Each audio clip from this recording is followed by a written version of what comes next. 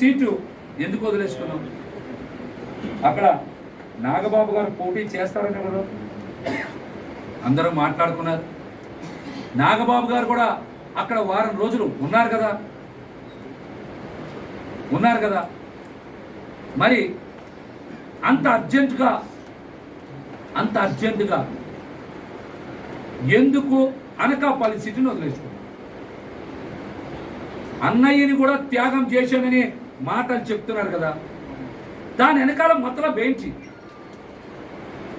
నాగబాబు గారిని త్యాగం చేయడం వెనక మతలబ్ ఏంటి?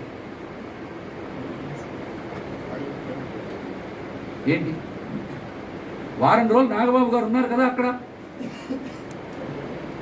ఆ ప్రాంతంలో ఒక నేత, అనకాపల్లిలో పెద్ద ఎత్తున కంపెనీలు ఉన్నాయి, ఆ కంపెనీల దగ్గర ఫండ్స్ వసూలు చేయాలని నిర్ణయించుకొని కొన్ని కంపెనీలకి ఫోన్ చేశారు, కొంత డబ్బు వసూలు చేశారు. వారు కంప్లైంట్ పెడుతున్నారని తెలిసే కదా ఆ స్థానాన్ని వదులుకున్నారని పెద్ద ఎత్తున బయట మాట్లాడుకుంటున్నారు.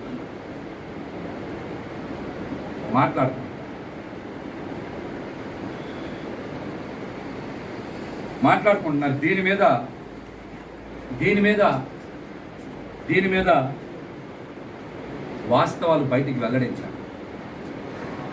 గతంలో నాగబాబు గారు ఒక ఆడియో ఫంక్షన్లో చెప్పారు, పవన్ కళ్యాణ్ గారిని మేము వదులుకున్నామని. ఇవాళ మీరు నాగబాబుని వదులుకున్నారు.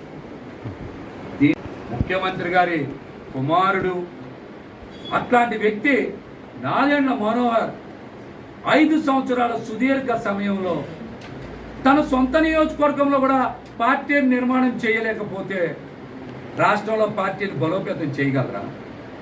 అట్లాంటి వ్యక్తికి జనసేన పార్టీ అనే బస్సుని స్టీరింగ్ని చేతిలో పెట్టి మొత్తం జనసేన పార్టీ జీవితాన్నే సర్వనాశనం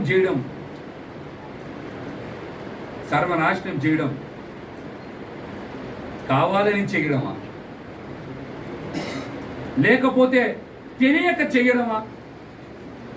ప్లీజ్ సబ్స్క్రైబ్ .న్యూస్.